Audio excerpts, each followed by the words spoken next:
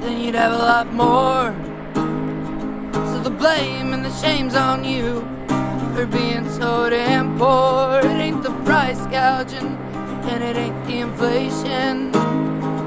It ain't everyone above you trying to make a buck from you in school and the whole congregation. I had that reduced lunch, I had the benefit cards.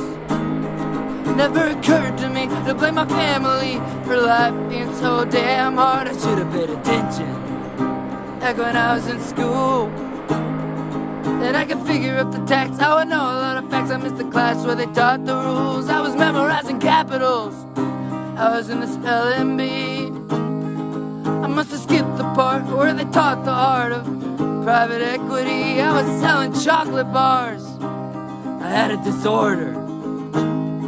I was cutting up a frog, got lost in the fog, learning how to play recorder. If you only worked a little harder.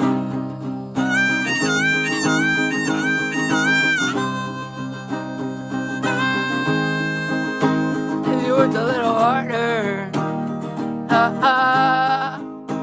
If you worked a little harder. If you worked a little harder, then you'd have a lot more.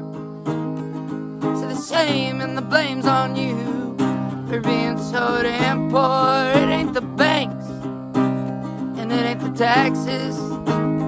It ain't the payday loans and high rent homes and predatory fees and practices. Wave your dumb flag, whatever it means.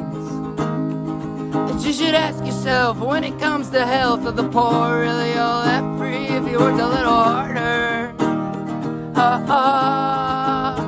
if you worked a little harder, if you worked a little harder, you'd have a lot more. So the blame and the shame's on you for being so damn poor, yeah.